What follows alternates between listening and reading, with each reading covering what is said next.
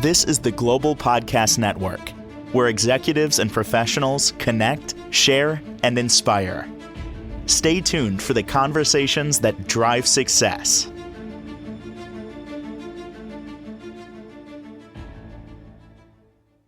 Hey, welcome back, everybody. I'm gratified to realize lately that people are more aware of life in general, what they've got going on.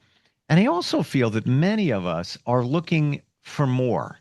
We don't know what the more is, but we're tired of going to the doctor, getting pills, and we know there's something more out there, but we're really not sure what that is. Maybe that's something called higher consciousness. Maybe it's as simple as being present, living in the moment. What does that all mean? We're going to dig deep into that today. I love what she does. She has a wellness spa in Hilton Head, South Carolina. And that's all good, but she runs deeper than that in terms of the stuff that we're talking about. You know, call it the woo stuff, but it works and it supports so many. She's the owner, licensed therapist at Hilton Head Island Spa and Wellness. She's also our professional of the year. So great to have Paula Biondo back with us. How are you doing today? I'm great. How are you? I'm good. And are you feeling that as well, that so many people are, challenged in life, and now they're looking a little bit higher. They're looking a little bit different. Like there's something out there. It could be good for me. I'm not really sure what it is, but I'm looking. I'm curious. Are you kind of feeling that in the last year or two? I am. I'm feeling that, but I'm also feeling the opposite, that people can't focus. Either they have too much going on, or like maybe they just don't know what they want, or they don't know how to achieve what they want. And so they're in their own little world, their comfort zone, because they don't know how to get out of it. Well, that's a great point you bring up, because, and I understand it, and I lived it, and I get it, that so many of us don't make change because the comfort zone is safe. And what do we want to be? We want to be safe. It all goes back to feeling like you're safe. Right. You don't change anything, but then what happens? Well, living in the mystery is all what it's about, because we really don't know what's going to happen. So if you can look at life by living in the mystery, the unknown, you get more joy out of life, because you get surprised and miracles. I mean, even small miracles can happen. If you live in the mystery and you trust the process of God or divine energy, whatever you believe, it's all about living in the mystery, living in the present moment, and not worrying about the past or the future. Too many people worry, or they hold on to the past. They can't differentiate from different experiences. They've had one experience, and then everything that happens to them, they tie it to that. I literally had this conversation with somebody 30 minutes ago about a situation that arose, and we're kind of connected in the situation. And after talking about it for like 2 minutes, I said, I'm done talking about it. I'm not going to worry about it. That's it. I worry about it when you need to worry about it, if you even have to worry about it. Just like why keep thinking about it? It doesn't matter what it is, but why keep thinking about it? It's like, you know what? May not even transpire. If it does, deal with it at that time. Is that what we're talking about here? Yes.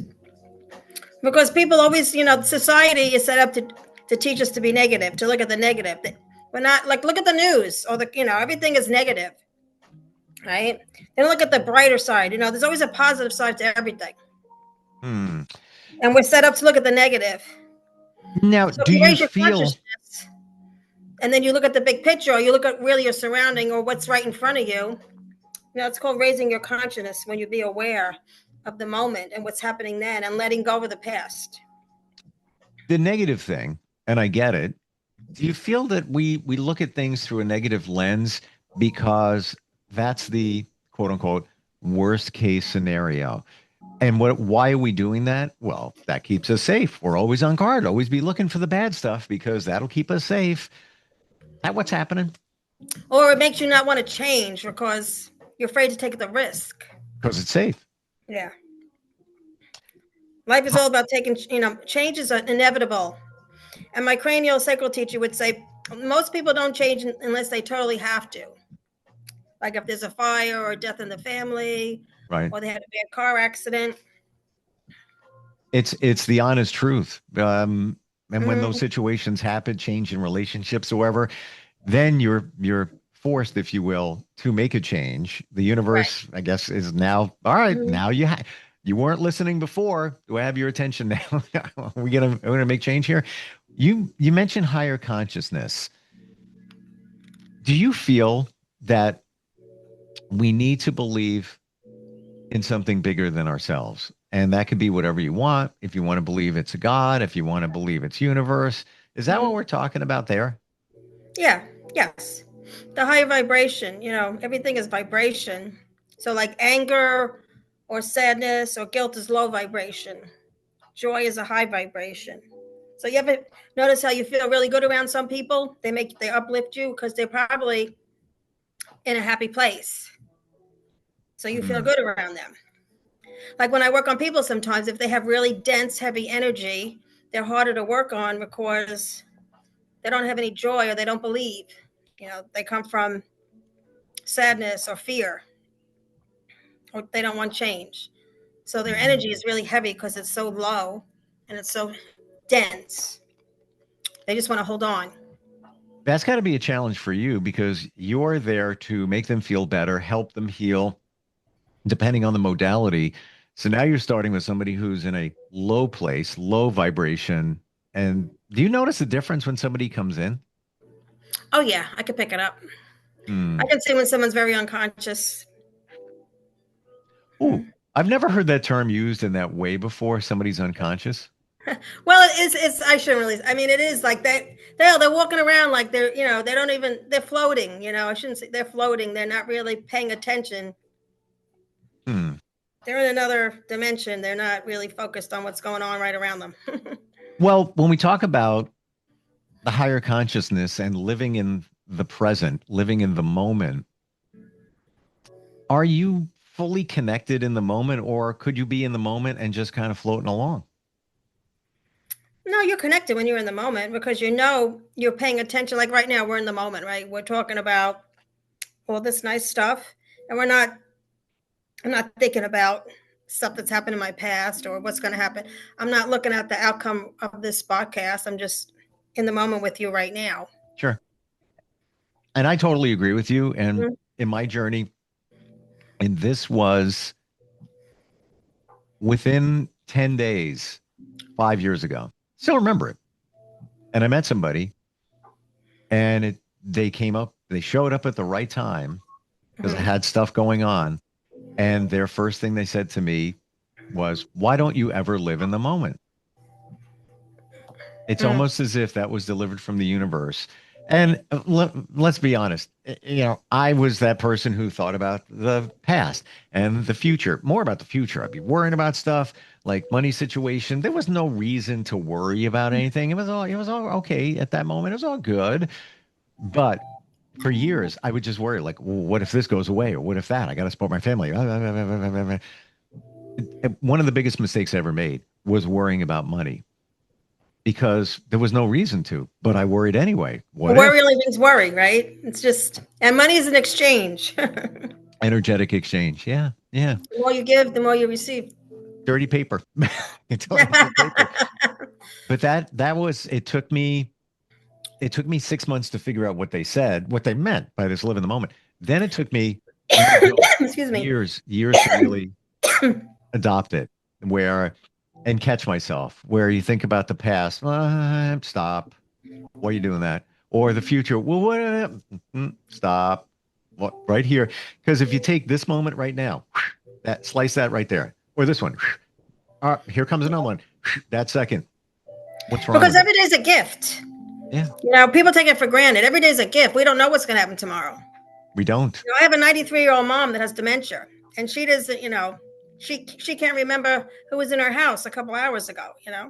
Yep. And she had a great life, but it's sad to see that. So every day is really a gift. So it's always like you're really supposed to live each day to the fullest. Don't wait. I think there's going to be tomorrow. I mean, it's easier said than done, but Well, what do they say that if you think about the past, that can lead to depression. If you think about the future, that can lead to anxiety. well, you can't have regrets. If you have regrets, then you're holding on to stuff. If you learn from your mistakes, right? If you learn from your mistakes, then you don't have regrets because you're learning. We're imperfect beings. We're not here. We're not perfect. That's why we're here. So if you learn from your mistakes, then you don't have regrets down the road. And then the next time that situation comes up, because the universe or God will bring you the same situation until you deal with it differently. That's what I believe. I have to agree with that. I can't deny that. I've experienced it a number of times, even this year alone, where I've learned some lessons. Um, I'll be honest, a But couple you're of, aware and you're conscious of it. You're paying attention. oh, it's, a lot of us come from the people pleasing mode Right. for a number of different reasons. Or the blame game. They blame everybody else. They live outside themselves. They blame everything on everybody else. I had two side things I was working on and people who are friends. And, we started pushing forward with that over this past year. But then I started realizing, wait a minute, I'm doing most of the work here. They're not, and I was like, I'll take care of that. Oh, I got that. And then it got to a point where it was like, well, wait a minute, when the dust settled, it's on me. Right. What's going on there? And that's exhausting. Well, this is what I learned this year in that, and it was all good, but kind of changed things in that situation. But really, what it came down to, the lesson was, even if it's friends, the expectation needs to be documented. There needs to be full clarity on who's doing what and when, because learn to say no. I'm the handshake. What are we going to do? All right, sounds good. We have common ground. Shake hand. We're all good. And then when the dust settles, it's like, all right, wait, I'm doing a lion share. Wait, wait a minute. That's not working. So I made changes in that, but there was a lesson. Is there a lesson in everything? Yes. Well, we all have to partake our share. Right. We also see what we have to contribute to the situation. What was our part? So you've been doing this for a long time and help people heal in many different ways, whether it's energetically, whether it's through massage and everything. What was the moment where this came clear for you, Paula, where, this energy thing is real? Do you remember, even some personal moments where it's like, all right, yeah, there's a lesson, because I got my lesson this year. That was my, that's, duly noted. Anything come up for you? Well, the first thought that comes in is when my dad passed. My dad got dementia. He was living here on Hilton Head with me, and actually, he had moved to Florida, and I was there by myself with him. And he was coming in out of comas, and I left the hospital one day, and I swear I didn't even know how I got there. It was like the angels carried me to his house, and that was where I really believed that there was, a true higher consciousness, God, was there for me. I mean, it doesn't really talk about what I'm talking about now, but in my work, I'd say I love the Reiki, but the cranial sacral to me takes it to the deeper level. So, having a shift in reality and really trusting the process of letting go of the energy through the cranial, because I'm so much lighter, I'm so much freer, and I learned to meditate and live in the moment. So I guess when I first started doing the cranial sacral is really where I felt even more connected to the divine. And I learned this year through you, I always had this perception that cranial sacral therapy was sort of like a massage type therapy, like not exactly, but different modalities like myofascial release, or something like that. I thought it was kind of in that. I didn't know that it is essentially for freeing up energy. I had no idea. I thought it was a massage technique. So I'm learning shamanism, and what I've learned so far, and it's really fascinating, shamanic journeying, is that we connect ourselves to our ancestors, right? So if let's say for me, like my family both my parents had heart attacks, so heart condition runs in my family. So if you attach yourself to that energy, you will probably have a heart attack, because you're almost expecting it because of that strong energy, and it's already embedded in your head that, or I'm going to have high blood pressure or whatever it is. Okay. So what happened, I went to see a cardiologist because of my family's history, and this cardiologist wanted to do this test in the hospital to check my arteries, to see how my arteries looked. So I did shamanic journeying, and I did this Christ consciousness meditation with my girlfriend. And then I did the Christ consciousness meditation one day, all during the day. When I was working on people, I just kept doing this meditation. And when I went and had the procedure, at the end of the procedure, the doctor came in and said, your arteries are totally clear. And they're not only totally clear, is they're huge arteries. So you're not going to get blockages. And I really contribute that to letting go of my belief system that because this happened to my parents, it's going to happen to me. And also doing, the shamanic journeying and the Christ consciousness meditation. So when you really do the work and you really believe in the work, you can make changes. But you really have to believe and have clear intention. And having clear intention is the most important thing. I completely relate to what you just said. Mm-hmm. And what we believe becomes. So if you think you're Right. going to have a certain problem, there's a high Right. probability, and it may take years, that is what's going to happen. My father, I was 21 when he dropped from a heart attack. He was in really great shape. Yeah. When I got to his age and when I passed it, what do you think I was thinking? Well, here it's coming up. It's coming up. So I bypassed that, and I'll laser this down. Here's the universe at work, if you want to believe it or not. My mom didn't die. She died of natural causes, but heart runs in the family, right? So I'll make this really quick, but this is what we're talking about here. I get signs from my mom. I think I shared that. Yeah. I get a new modem underneath this desk.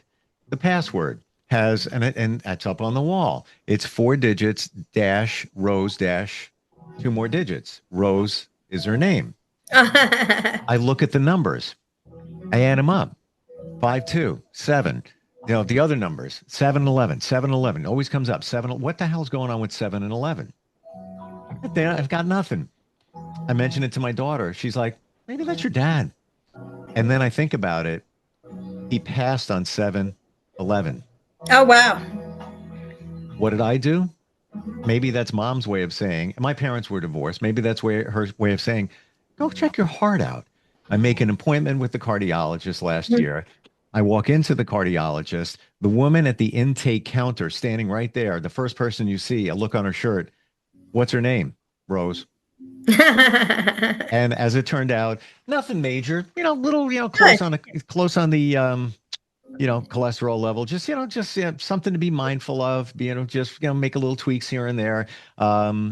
But nothing major. But I believe that if I let it go, it could turn into something major. And that was the universe and my mom working at it, I don't know, or a higher being telling me to go to the doctor by the information that I got. Like, what are the chances you walk in? I was aware. Synchronicity. Taking the signals, picking up the signals. Well, that's the point. Being present in the moment and looking at things around you and, calling breadcrumbs. Oh, a little thing there, password underneath the modem. By the way, I saved $100 a month. Thank you, Mom. But, just, her name's on the password. What are the chances you walk in, the woman behind there had the same name? Like, anybody wants to punch a hole in that, go right ahead. I'm believing that there was a reason I was kind of pushed into that place. Yeah. Living in the mystery. Living in the mystery. And it was a miracle. It was a form of a miracle.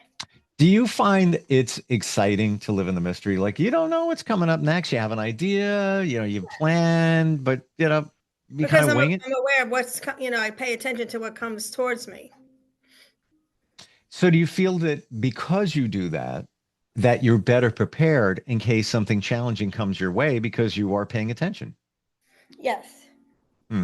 Because, there's a book I read, the I Ching. It's the oldest book of wisdom for the Chinese. It's dated back to the 1800 BC.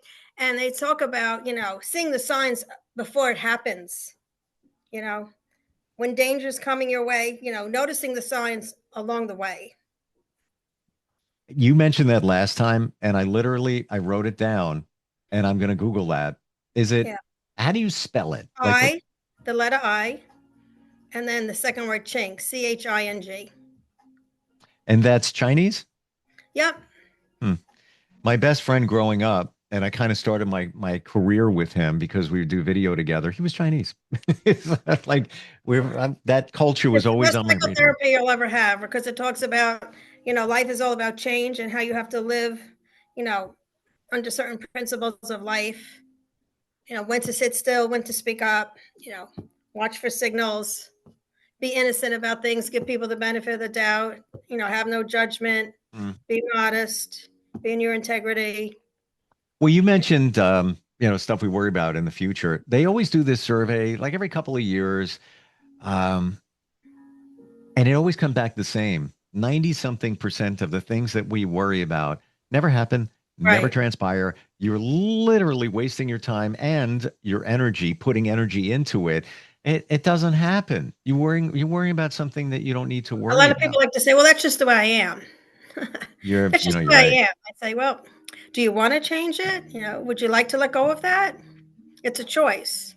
If you keep saying it, you keep reiterating in your brain, and your brain's going to reinforce it because the brain is very powerful. So if you keep saying that over and over again, I can't, this is how I am, then the brain's going to continue to do that.